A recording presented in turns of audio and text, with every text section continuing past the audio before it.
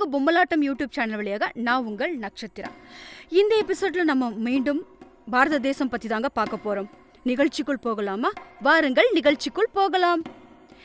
இந்த எபிசோட்ல பாரத தேசம் என்ற பெயர் வந்ததையும் மாநிலம் எங்கும் மக்கள் நூலாடைகளை அணிந்ததை பற்றியும் எழுதியிருக்காருங்க. அது என்னன்னு பார்க்கலாம். இளைஞன் பரதனுக்கு அப்போது 40 வயது கடந்திருக்க அற்புதமான புரவி பூட்டி ராஜ மரியாதையோடு மதுரா என்ற அந்த மன்னனை அழைத்து வா என்று ஆணை பிறப்பிக்க தில்லி புறப்பட்டான். மதுராவும் மனைவியிடம் ஆட்சி பொறுப்பை ஒப்படைத்துவிட்டு வடக்கே பயணம் செய்தான். மதுரா போகும் வழியெல்லாம் மீனாட்சியின் ஆடையான சேலையை பெண்கள் அணிந்திருப்பதை கண்டான். அதை முறைப்படி கட்ட தெரியாவிட்டாலும் அவரவர் ஸ்டைலில் சேலை என்ற ஒன்றை கட்டியிருந்தார்கள். மதுரா கண்ணீர் விட்டான். நூலில் தயார் செய்த வேட்டி என்ற துணியை ஆடவர்கள் அவரவருக்கு கட்டத்தெரிந்த விதத்தில் கட்டியிருந்தார்கள்.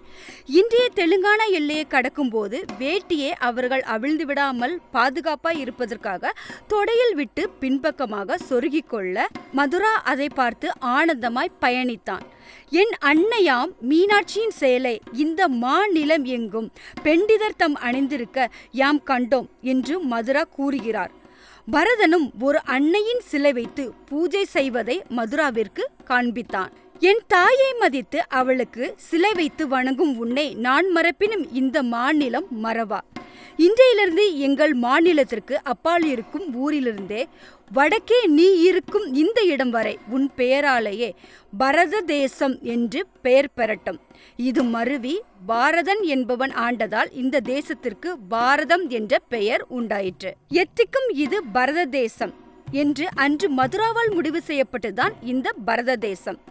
இந்த தேசத்தை உங்கள் நகரை தவிர 5 பிரிவுகளாக பிரித்துள்ளேன். மொத்தம் 5 மாநிலமாக பிரித்துள்ளோம்.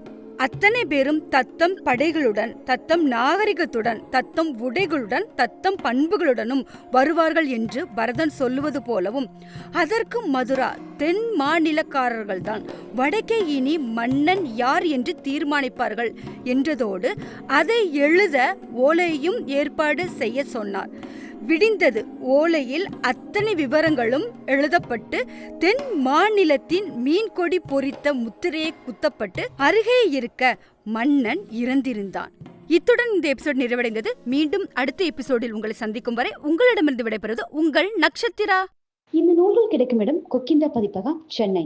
தொலைபேசி எண் 9440356667, மேலும் 9445771932.